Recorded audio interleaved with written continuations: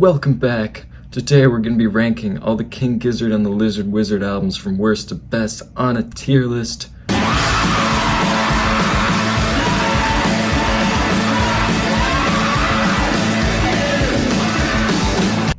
Stu, Joey, Ambi, Cavs, Lucas, Cookie, and also you can't forget Eric. They've got 26 albums and they'll probably have 17 more out by the time I finish recording this. So let's get started. Starting off with the band's first album, 12 Bar Bruise, I would probably give this a D tier. Now, I don't think 12 Bar Blues is a bad album, but it is probably my least favorite King Gizzard album. This album is pretty much just high energy garage rock. The songs are short, they're simple, they're repetitive. It's, I guess, a pretty fun album, but really what I look for in King Gizzard is a lot of that complexity and great songwriting, and here that's not really that present. There's some moments here and there that I do think stand out a little, but overall it's not really something I want to come back to again unless I am re-listening to all the albums. Eyes like the sky. Eyes Like the Sky, I think I would give this a D tier as well. I think it is slightly better than the debut just because it is much more experimental. This album is very weird even for King Gizzard for their second album. It's pretty much just 27 minutes of King Gizzard being a backing band for Ambrose's dad, who narrates this spaghetti western story of his over top of King Gizzard just playing some very classic spaghetti western sounding music. It's definitely a pretty dividing album. I've heard of some people who love this album. Again, I didn't think it was bad. I really don't think there's any King Gizzard album that is terrible or just I wouldn't even say there's any King Gizzard album that's really like 100% this is a bad album. There's just ones that I prefer over other ones, and this is not one that I'm gonna reach for first. I can definitely appreciate the experimentation, especially this being the band's second album only, and there are definitely moments here and there that I think are pretty cool, but overall, am I gonna go for this one first? Definitely not.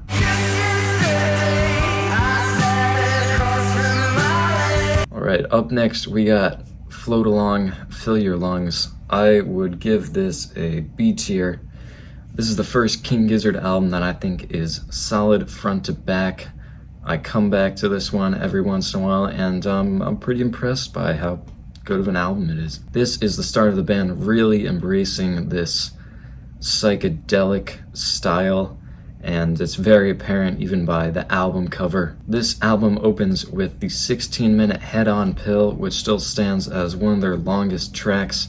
It's this epic journey through these very cool psychedelic jams that feels overall very warm, very summery, very just, you know, it's a groovin' one. Love the addition of the sitar, and the first 3 minutes I think are just some great writing, really catchy, and then the rest of it is just this great jam. Despite it getting pretty repetitive, I guess you could say, towards the end, I don't get sick of it. I think it's just this awesome, longer, jammier tune that is definitely stands as one of their best earlier tracks. The closer on here, the title track, is another one of the better songs in here in my opinion. It's the first King Gizzard song to utilize an odd time signature, this one being in 5, and odd time signatures of course would definitely become a staple in King Gizzard's music from here on out. And the rest of the album is comprised of some shorter songs, all of which I think are really fun. My favorite of them is probably God Is Calling Me Back Home. It's got a very fun, catchy chorus. Let Me Mend the Past also has some pretty nice vocals from Ambrose. Overall, this album I think is a solid album. It's definitely one of their better earlier works, and the band would get even better from here, which is pretty impressive because this is already a great album.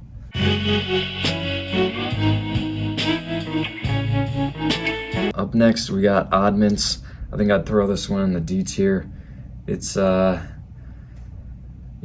think I might like it a little more than Eyes of the Sky. They're pretty even though. I really don't care too much for either of them. Oddments is essentially a compilation of songs that pretty much didn't end up on any of the past albums, and it really feels like that. This thing is all over the place. The flow of it is like non-existent. There's just a lot of random stuff going on. It does have the song Work this time, which is somehow the band's most played song by far on Spotify. It has almost 50 million streams. From what I've heard, it was added to some playlists and then just exploded in popularity. And I don't really understand why, because it's a pretty random song. I still think it's probably my favorite song off here. It's one of the first Joey showcases we get, which is pretty cool. The rest of the album, there's moments here and there that I think are alright, but overall it's like, it's one of the few King Gizzard albums that I think just didn't need to exist, because, I mean, what does it really have to bring to the table? Just a bunch of kind of throwaway songs, I guess you could say. I don't think any of them are terrible, but it's really not a necessary addition to the band's catalog.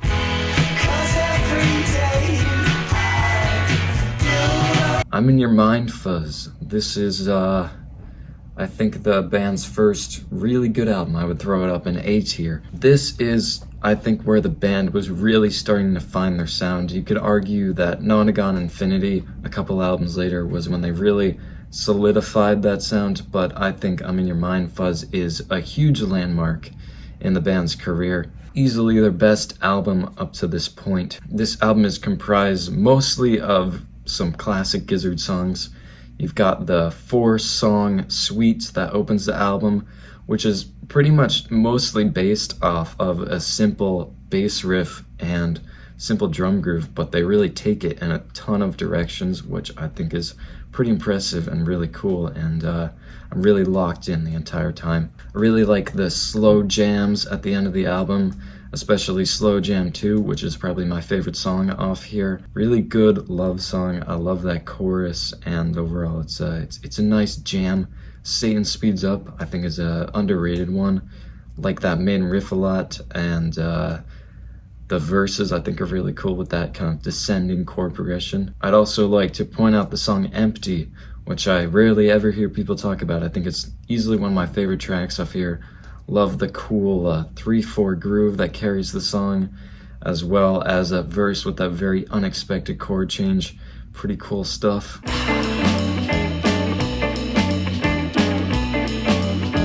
Up next we got Quarters. I would probably put this in C tier. I'm not a massive fan of this album. To me, it's just a failed experiment. Essentially, this album is comprised of 4 songs, each making up exactly a quarter of the album, each being exactly 10 minutes and 10 seconds, which sounds like a pretty cool and unique idea on paper, but the execution is not great in my opinion. You've got The River on here, which is Gizzard classic, and is definitely easily the best song on here. It's the only song that really feels like it is worth being 10 minutes. I really like the jazzy groove that carries the song. Also, cool use of that 5/4.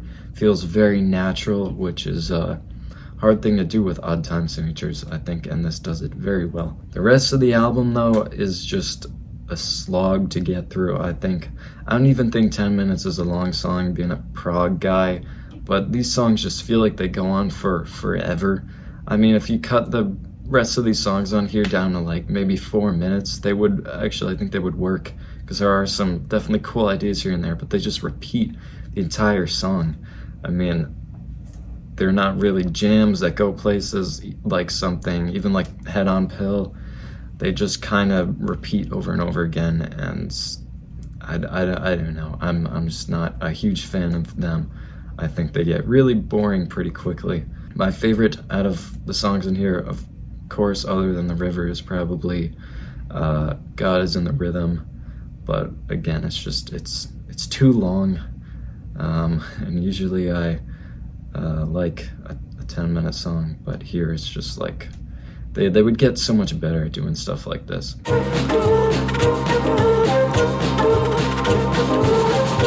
Up next is Paper Mache Dream Balloon. I would give this a B tier. This is pretty much the band's attempt at making an acoustic album, just carried by acoustic guitars, and I think it's a really good time. It's a very easy to listen to album. It's very fun.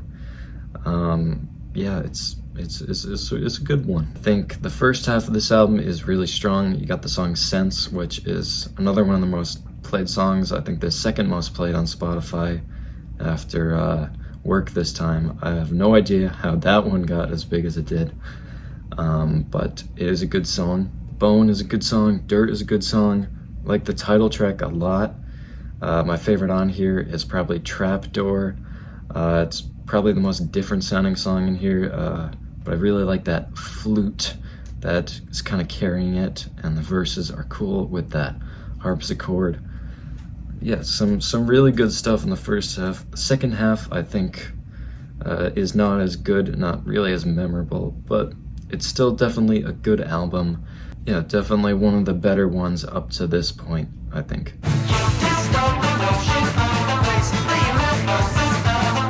Alright, the big one, Nonagon Infinity. So, I guess it's kind of a hot take. I'm not like a massive Nonagon Infinity fan. I'll put it an A, just because of its iconic status, I guess. But it still is definitely a good album, and is definitely a turning point in their career. This is where we really see those prog elements start to come in a lot more. Odd time signatures on every song, really confusing rhythms, more kind of complex song structures as well. This album is also just all connected. Obviously, it's the infinitely looping album, and it was kind of described as the first ever album to do that. That is actually not true, because The Wall by Pink Floyd did it like, I'm too lazy to do the math, but many years before. There are definitely some King Gizzard classics on here. You've got the opening track, Robot Stop, which is just very energy filled, just very, very fun song. I really like Big Fig Wasp. I think it's one of my favorites on here. My number one song in here is probably Evil Death Roll. Definitely goes into some of the more interesting territories that this album has to offer. Mr. Beat, I think, is a more underrated one. Very clever use of the once I missed a beat, only missed a beat, and then putting it in a 7. The high moments on this album, I think, are really good, but the lower moments on here, this album just has some lesser moments to me, especially towards the end of the album. I think Road Train especially is a weak closer. It just goes to show how much better the band got at doing heavier stuff. But overall, I think it's still a great album. Definitely not their best, and I don't even think it was their best up to this point because of I'm in Your Mind, Fuzz.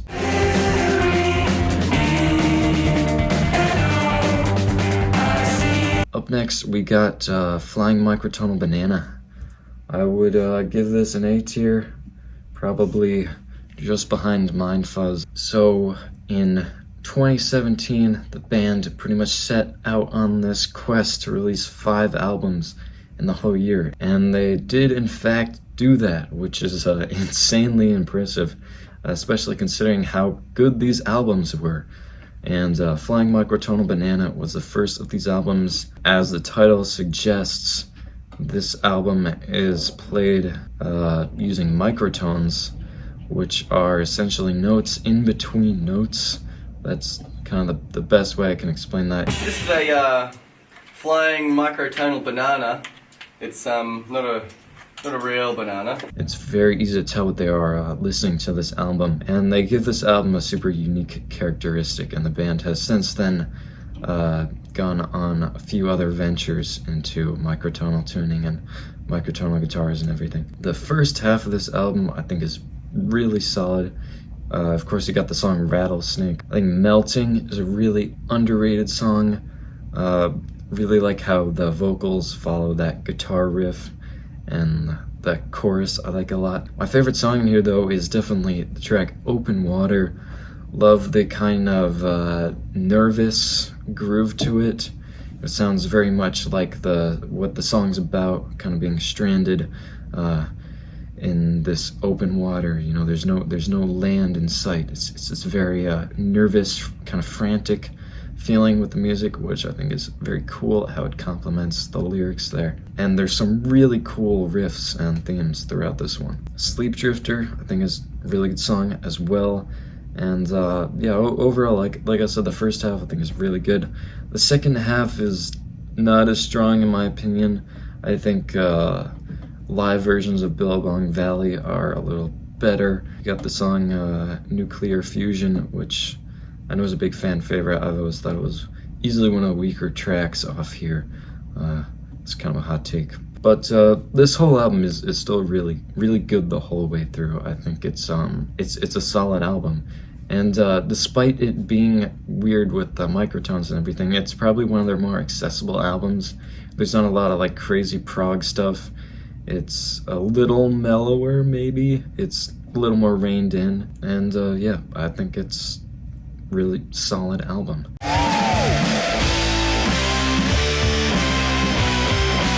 Alright, Murder of the Universe.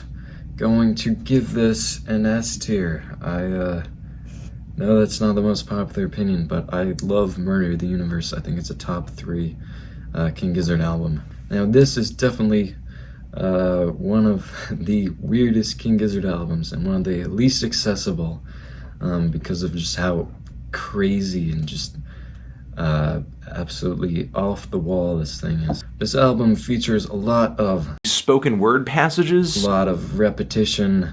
There's also like a bajillion songs in here, all really short, segue into each other, pretty much to make up these 3 main sections of the album, which are each these little stories, which I think is very cool.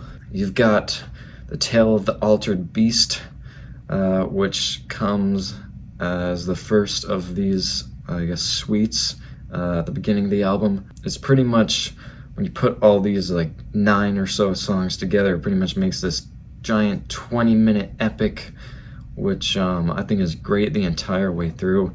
It may get repetitive, I guess, but I think the ideas are just really cool, and there's some really cool time signatures and all this crazy stuff that's going on. The narration done by Leia Sr., I think it is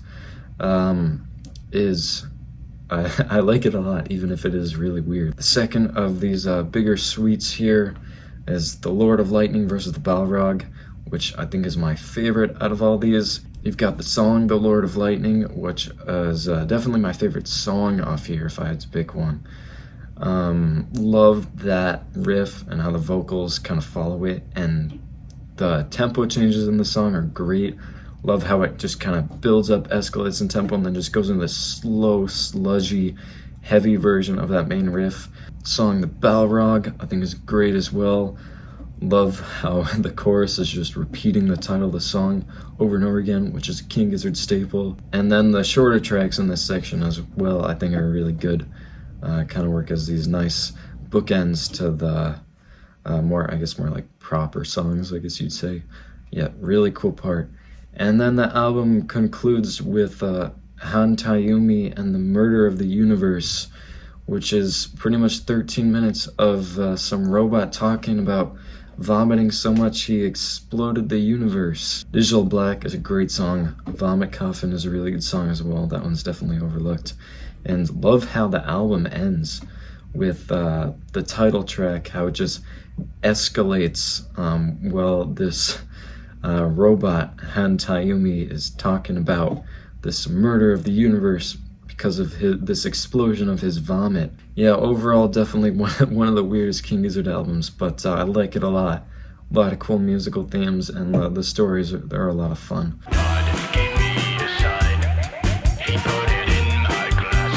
Up next, we've got Sketches of Brunswick East. This is, I think I'd throw this in B tier. This is a very sharp left turn from Murder of the Universe, coming only 2 months after. Here we see the band go into jazz, and it's something that they actually haven't touched a ton other than this album. Obviously, like elements here and there in songs, but I think they were actually really good at making a jazz album. Saying that as someone who doesn't listen to jazz, but it sounded good to me. This whole album is pretty much just a good album the whole way through. There's not really any standouts like that stand above the rest, other than I think The Book is definitely the best song on here. The whole album is just a lot of fun, really chill, laid back, of course, being a jazz album. But yeah, I think it's definitely a fun one. Not one of the ones I'm gonna go for first, but I definitely liked it more than I thought I was when I was going through all these albums.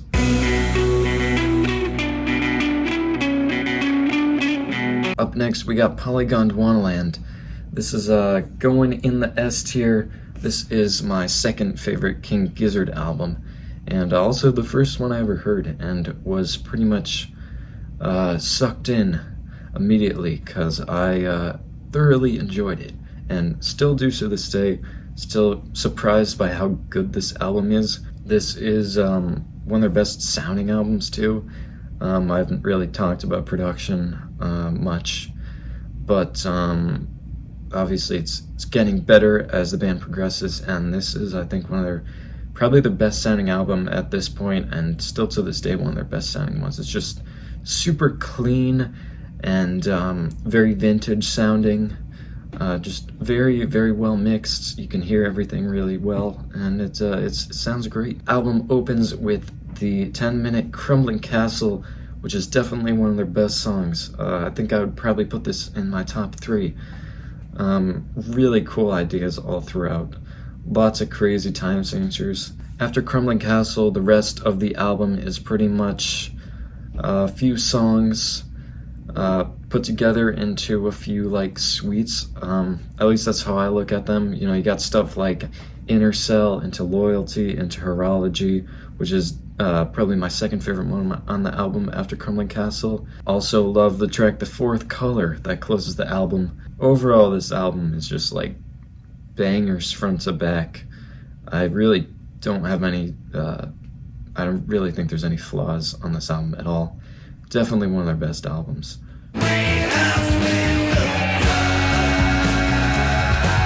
Alright, the final album of 2017, Gumboot Soup. It's between a B and a C. I think if Tier Maker lets me put it there, I think I'd maybe put it at the top of C.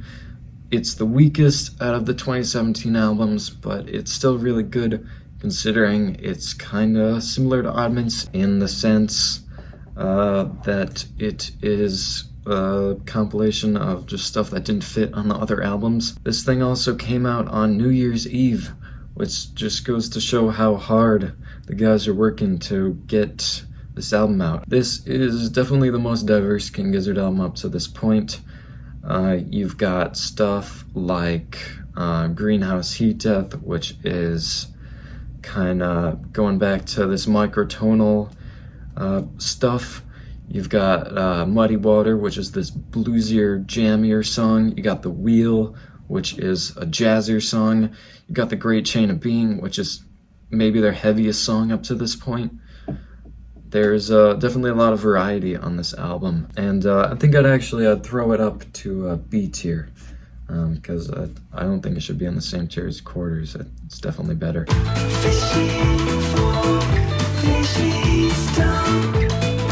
Alright, now on to Fishing for Fishies, which I would give a C. I know there's fans of this album. I think it's definitely one of my least favorite King Gizzard albums. There's just not many standouts on here, and it's just kind of mediocre most of the way through. This is the start of bands making entire albums based on like subjects of like climate change and global warming, environmental themes. And this isn't even the first album of 2019 to do this, but I think Infest the Rat's Nest, which is the other album of this year, definitely did that stuff better. I think the title track is easily my favorite song off here. Aside from the title track, there's moments here and there. The song Psy Boogie, which ends the album, is like really synthy and different, but overall it's just kind of a album. It's not one that I really feel the need to re-listen to that often, unless I want to go through all the albums again. I much prefer Infest the Rat's Nest, which is like I said, the other album of 2019. I'm gonna throw this in the S tier. It's grown on me. I think I never disliked it, but I thought it was like, it had some weaker moments, and going through all the albums again, I was like, this is an S tier album. This album is just like, every song in here is a banger, and every song is just like consistent.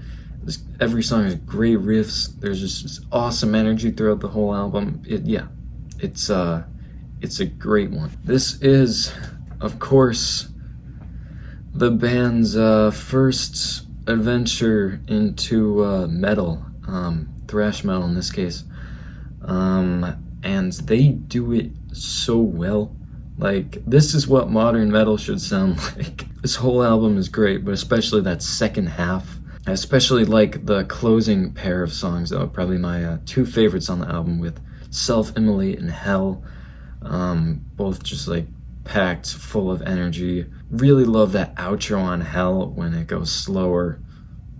Definitely one of the coolest moments on the album. Even if I had to pick a least favorite, which would probably be Organ Farmer or Superbug, they're still both great songs. It's very short at only 34 minutes, but very consistent. Feels like straight to the point, no filler. It's a lot of fun and really cool to see their take on thrash, and it would not be their last. And we will get to that album in a bit.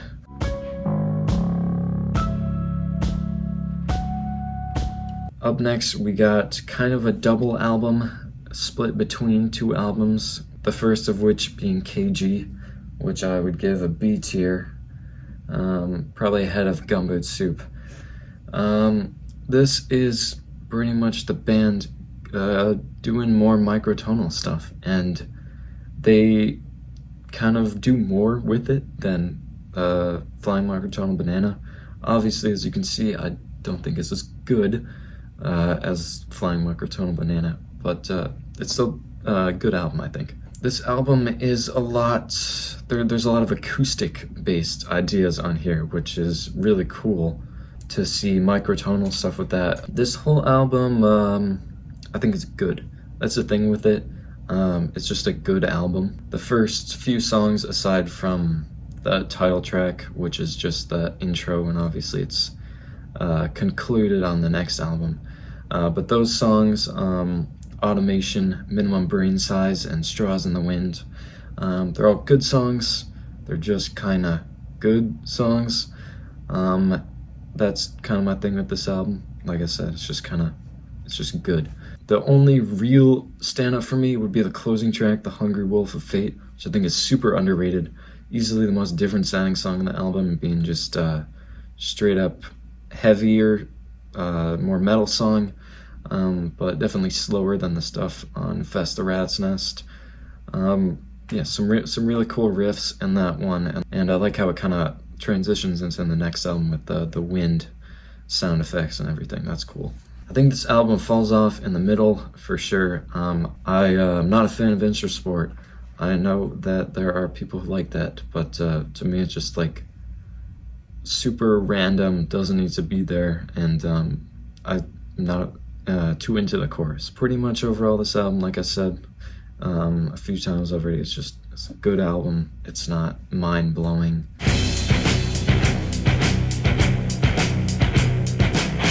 Up next is the second half, LW, which I think I would give a B tier as well. Probably, it's like neck and neck with Sketches. I think I'm gonna, I'll put it slightly ahead. Pretty much get the same thing here as KG, more microtonal stuff, kind of experimenting more with more acoustic stuff as well. I just think this album is slightly stronger. It's got a better crop of tracks. The intro track, or the first track, If Not Now Then When, I think is a really strong song. Love the continuation of how the last album ended, like I said, with the wind sounds, also starting off with like this just like wall of noise of just like banging on these instruments that are all like heavy and tuned down, then it immediately just goes into like this funky, like groovy thing, which is really cool how they're just able to effortlessly blend these completely different styles together. My favorite song in here is easily the title track, which closes the album. Really cool, heavier song, definitely a doomier song, really slow,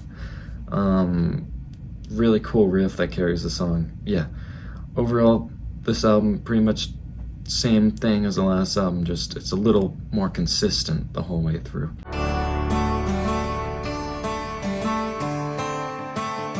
Alright, up next is Butterfly 3000. I'll give this a B tier. It's it's like really close to Gumboot Soup. So Butterfly 3000 is the band going into synth pop, which is you know, I would say like unexpected, but you know, you can really expect anything with this band. And this is definitely their brightest album. It's also one of their most confusing albums in terms of the time signatures. They're just all over the place, but lots of polyrhythms and like overlapping rhythms on here. It's really cool. There's 3 songs on here that I think really stand out. Shanghai is one of them. My favorite song in here is probably the track Interior People, and then the track Blue Morpho. I think is really underrated. I was really surprised by that one when I was first going through this, because it was very different, a little darker, more mysterious sounding than the rest of the album. It reminded me a lot of a Pyramid Song by Radiohead, because I think it's pretty much the same exact chord progression with that piano. But yeah, it's a lot of fun. Definitely not one of my favorites, but it's still definitely an enjoyable album. Quit the chit chatter, backstabber. Alright, Made in Timeland. I actually, this is one that's actually kind of fun. I think it's a C tier. I actually, is it better than Fishing for Fishies? Is the question. I actually don't know. I think, you know what? I think it's like slightly better. Yeah, it's kind of a novelty album, at least, you know, just going into this one, it's like, what the hell is happening? It's still a fun one. It's very electronic, just experimental. Also, the rapping part at the end from Ambrose is probably the best moment on here.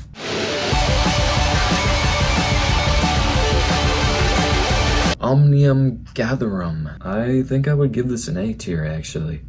And like slightly ahead of Nonagon.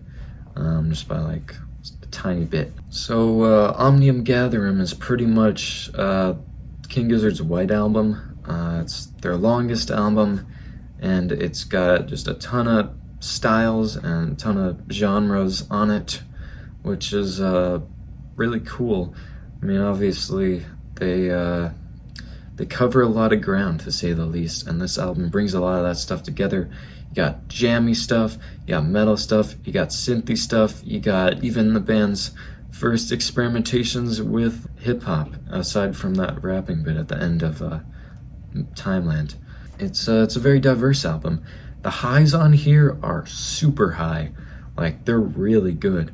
This album opens with the 18-minute The Dripping Tap, which is just this, I mean, I guess you could kind of compare it to Head on Pill, but I think this is a lot better. It's more developed. They know what they're doing in terms of jamming and everything, which was, of course, something expanded on with the next album. Yeah, really, really good stuff on this track. Love that intro, and then it just evolves into this just extended jam that just is filled with energy, and I think stands as one of their best songs. You've also got the track Gaia, which is the best heavy song off this album by far. I think I like this a lot more than Predator X. But yeah, great riff. Love that 9/8. I think some of the more Ambrose-led, like Beastie Boys style tracks on here are a lot of fun, especially the Grim Reaper. Especially the live version of those, I think are really good. The good moments on this album, I think, are really good. The weaker moments on this album are not as strong, especially towards the end of this album. It's just kind of, there definitely could have been songs that could have been cut off. I think there's definitely fat on this album. It is also cool to just kind of have this giant collection of all these styles. So yeah, it's pretty cool. If you want something of everything, go to this album.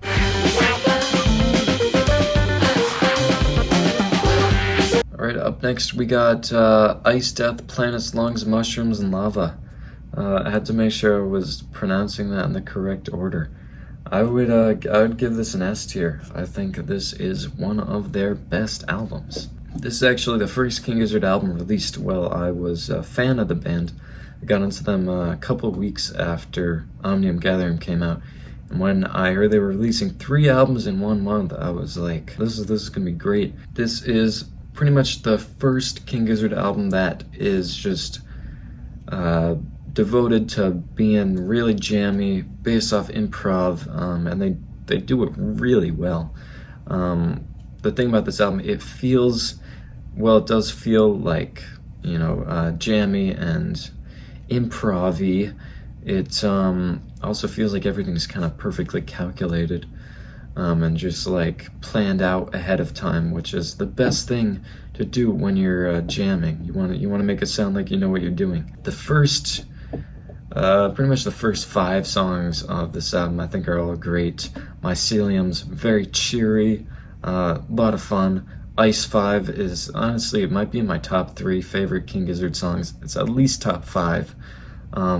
It's just this awesome, it develops into this awesome jam. So many cool themes and just like riffs that are going on. And vocals are really catchy as well, especially the whole, well, we survive in the ice vibe. Magma is a phenomenal track. If you haven't heard the Red Rocks version from 2023, that live version, you should definitely go check that out. That is one of the best live performances of a song I've ever heard. Really gets to be kind of a darker song, but also really groovy with that bass line. And yeah, the peaks it hits towards the end, really cool stuff. Lava, I think, is really underrated. Love those tom grooves that are going on, and the kind of jazzier nature of the song. Yeah, I think it's an overlooked one. Hell's Itch is this 13-minute, just like huge jam session. Feels like one of the most just free sounding, like they're just kind of letting loose on the album, and it's a lot of fun. I really like that clean riff at the beginning, and it just develops into, like I said, this great jam. And then the last couple tracks, I think they're really good, but not as good as the rest. I know Iron Lungs, like one of the big songs from this album, I thought it was one of the better songs when this album first came out, and over time I've realized I don't think that anymore. It's still a really good song though. And Galeese 710 is a very kind of uneasy song, and actually the only one on the album to use an odd time signature, which is very rare for King Gizzard. But yeah, every song in this album I think is very unique, which is very cool, and it's each based off of one of the 7 modes, which I think is really cool. Of course, this King Gizzard is going to be a unique approach to an album. Like a red herring, laminated. Up next, we got Laminated Denim. I would give this a B tier, probably put that at the top. This came out 5 days after Ice Death. It's half the length of that one at only 30 minutes, and it's kind of the spiritual successor to Main and Timeland. The title of the album is an anagram of Main and Timeland. It's also structured the exact same way, 2 15-minute tracks that are both at exactly 60 beats per minute, which is really cool. because that is the speed of a clock, and kind of tying this whole like Timeland thing, which is really cool. But of course, this album is very different from Made in Timeland. It's much more focused on being like musical. It pretty much continues what Ice Death started, just some jammy songs. I do think the jams are a little weaker. They don't really hit the peaks on Ice Death, but the laid back sense of them is also kind of a more unique thing, which is cool. I definitely prefer Ice Death, but I still like this one a lot. It's a very short listen, but a very fulfilling listen, I think.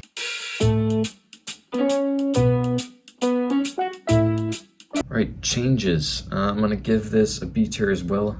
Put probably right behind Laminated Denim, and it's pretty close with Float Along. This was the last album from Giztober, which is what it's been called, and I think it's, as you can tell, my least favorite, but I still like it a lot. This is an album that was apparently in the making for 5 years. It was planned to be the last release of 2017, but instead they scrapped it and made Gumboot Soup instead, which is kind of crazy how they can just do that. But it's really cool to see that they came back and finished it. 2022 was also a year that had 5 albums similar to 2017. This was also the final album in 2022, so kind of, I don't know if that was intentional, but the 13-minute song Change that opens the album is easily the best song off here. Really cool changes in it, in terms of like unexpected chord changes, and that melody of the do do do do do do do do do do is a really cool and unique melody, and I like the bass parts in the song as well. I think they definitely stand out. The rest of the songs, I think, just all have a great flow to them. I've heard that they're all based off of the first song. Kind of one section of that song kind of inspired another song off here, which is pretty cool. Yeah, it's overall it's another fun listen. Definitely one of the more laid back albums, but yeah, it's a lot of fun, I think.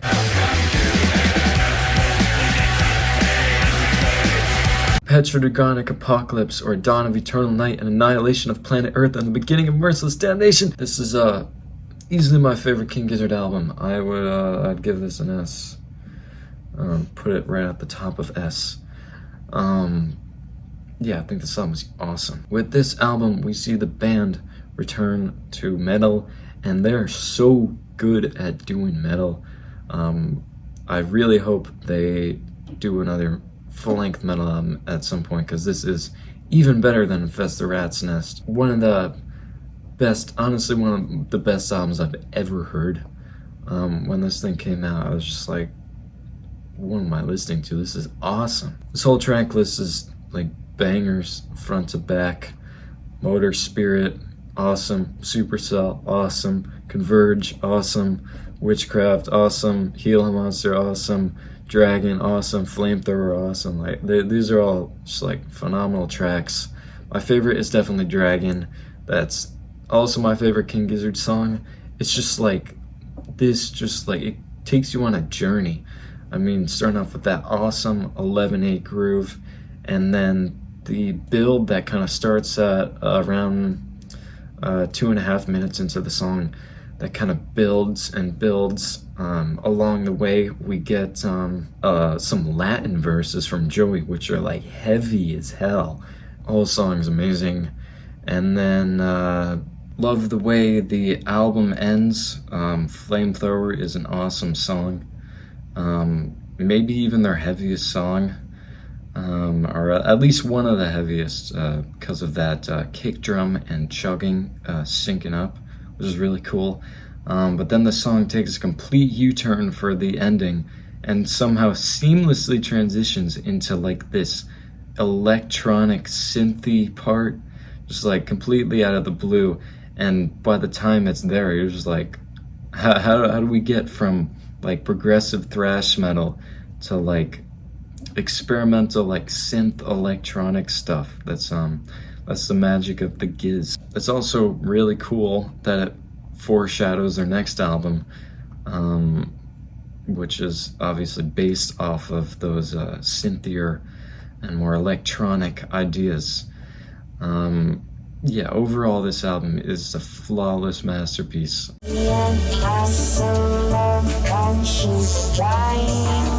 Alright, we're getting to the end now after 70 minutes of recording. Onto the silver chord now, which I would give a C tier, I think, and I probably put it at the top of C tier. I actually didn't listen to this when it came out. I listened to that 3-part single of the first 3 songs, which is pretty much like half the album. And I thought it was like alright, but it wasn't enough to get me to listen to the whole album. And I actually just listened to it for the first time today in full, and it was alright, I guess. I only listened to the normal version. I didn't listen to the extended version. I probably will do that at some point, but I don't need to talk about another album here. So I'm just gonna rank this based on the standard 28-minute version. The album starts off actually really strong with the first 3 songs. Thea is just this very happy major key sounding song. A lot of fun. The title track is really cool. Those very artificial vocals, I think sung by Joey, kind of filtered through this very synthy and electronic sounding kind of effect, which is really cool. And then the song transitions into Set, which is like super dancey. I think these songs, being my favorites from the album, could have benefited from being a little longer. Definitely not like 20 minutes like the extended version, but I also haven't listened to it. Just looking at it, it's like, do I need 20 minutes worth of this for one song? Probably not, but could have benefited from being like maybe a couple minutes longer for each song. They're also all really good the way they are, and you know, as someone who doesn't listen to like this style of music, I enjoyed the songs. But the rest of the album is like fine. I mean, there's like parts here and there that I think are alright, but it's mostly just like so I definitely wouldn't want to hear like a 12-minute version of any of those songs. Maybe if I listen to it more, I'll like it more, but it's still not a bad album. It's C-tier King Gizzard album. It's definitely not a bad album.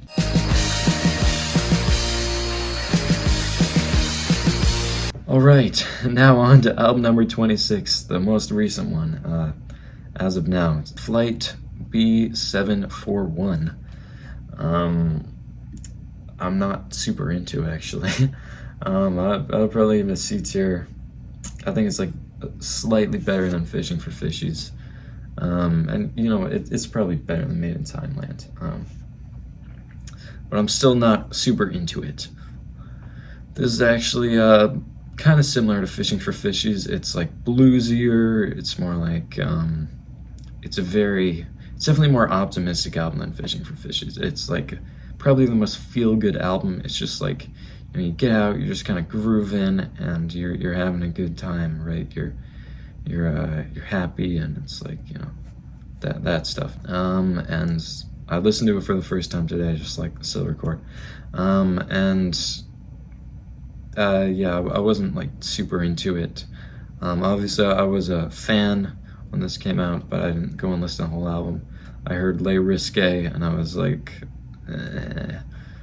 still probably one of my least favorite King Gizzard songs, actually.